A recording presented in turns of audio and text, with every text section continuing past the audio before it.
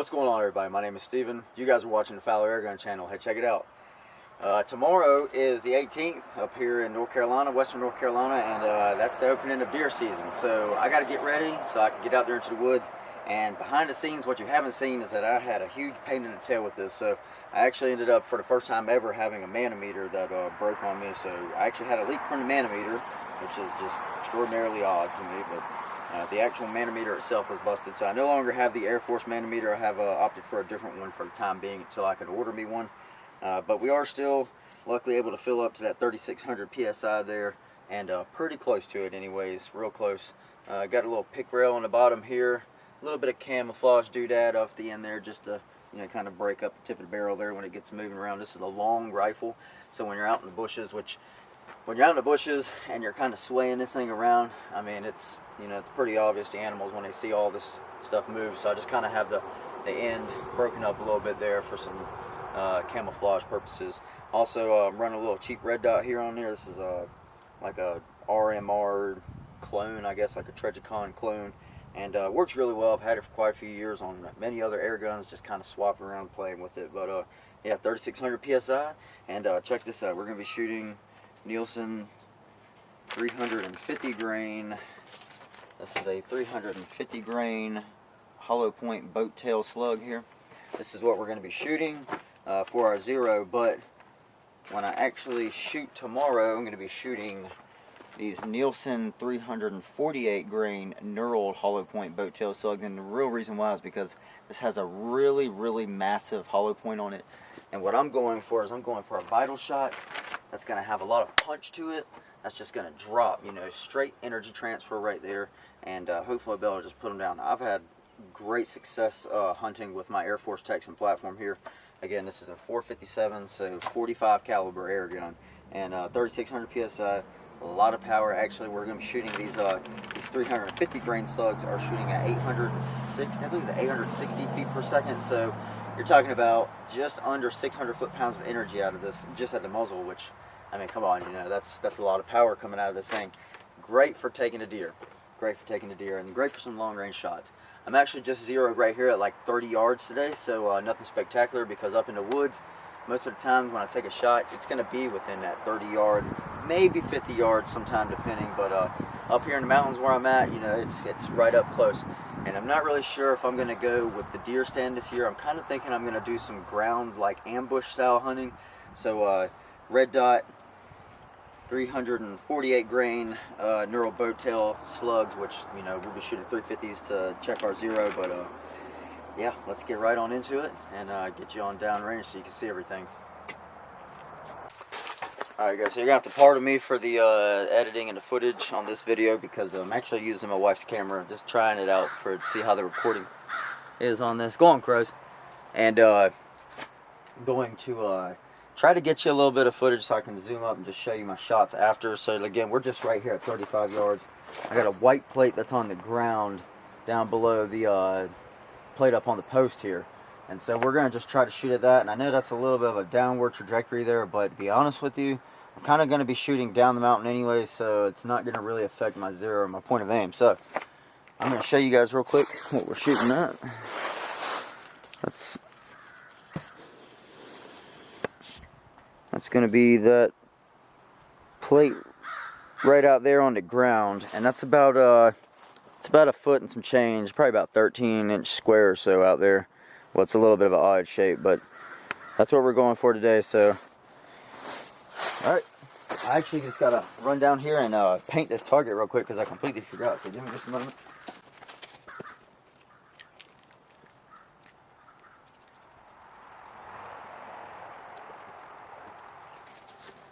Alright, so got that painted up fresh. We are still rolling. Alright, here we go. We're at 3600 PSI there, roughly.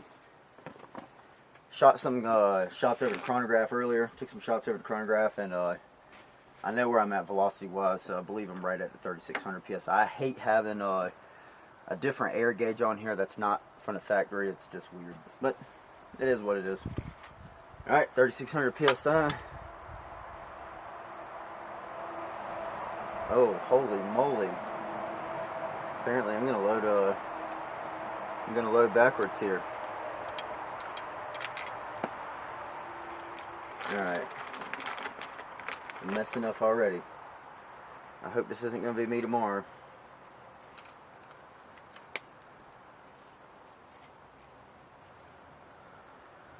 Alright, got a little power here. We're all set up, no bipod or anything. I'm just gonna hold it and just shoot like I can.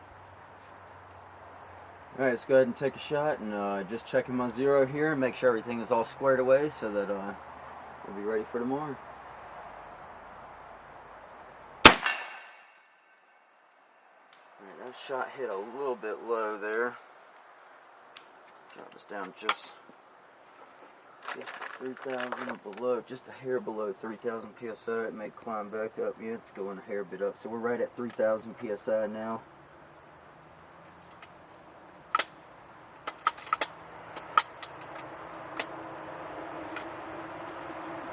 Let's try that again.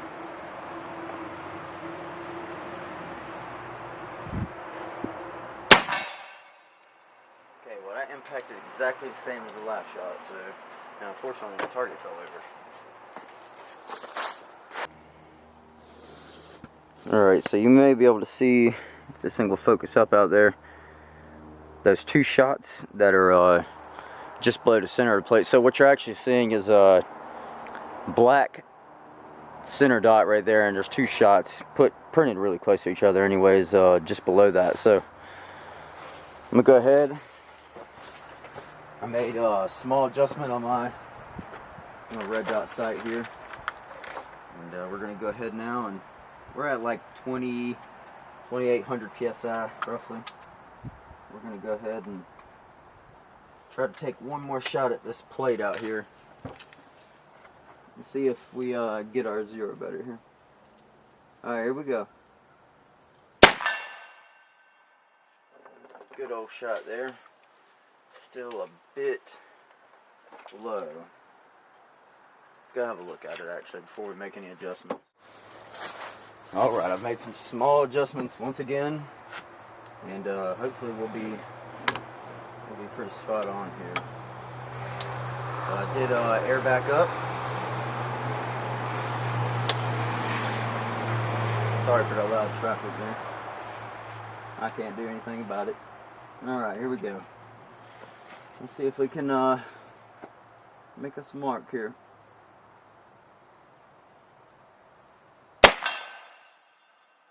That looks much, much better. Maybe I can zoom up in on that a little bit for you all. Alright. Alright, y'all, so if you look right here at our target out there at 35 yards, you'll notice the it's very light, but there's a black area, a darker area right in the center of that target on the bottom down there. And we're just going to see now, after these couple of adjustments here, hopefully we don't knock the target down, and we can see if we've made correct adjustments. Hopefully our adjustments will stay true, and tomorrow we'll be able to go out and have us a little bit of fun. Alright, here we go at the bottom target down there for the final shot during our little test here. Here we go. I'd say that's probably as good as it gets, to be honest with you. That was dead center in that plate, right where I wanted it. Alright, so